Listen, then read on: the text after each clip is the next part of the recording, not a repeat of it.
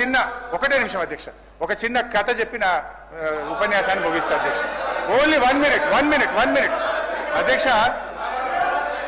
పంచతంత్రంలో చిన్నయ్య సూరి గారు చెప్పిన కథ అధ్యక్ష. ఇది పంచతంత్రంలో చిన్నయ్య సూరి గారు చెప్పిన కథ అధ్యక్ష. ఒక నక్క ఆహారాన్ని వెతుకుంటూ ఊర్లోకి వచ్చిందట అధ్యక్ష. అక్కడ రజకులు ఉపయోగించే నీలి రంగు ఉన్న తొట్టిలో పడిపోయింది.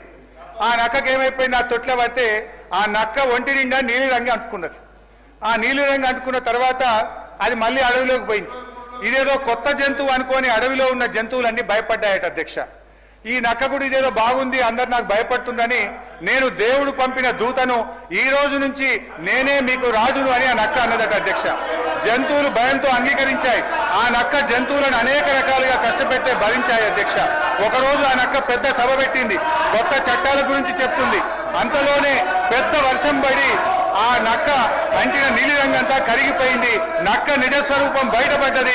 మాయ మాటలతో మారువేషాలతో పెట్టే భ్రమలు ఎక్కువ కాలంలో నిలవదు అన్నది ఆ యొక్క నీతి సూత్రం అధ్యక్ష. వీళ్ళ మాయ మాటలు కూడా ఎక్కువ కాలం నిలవవు. వీళ్ళ మాటలు, వీళ్ళ యొక్క నీతి ఈ రాష్ట్ర ప్రజలకు అర్థమైపోయింది. జై తెలంగాణ, జై కేసీఆర్.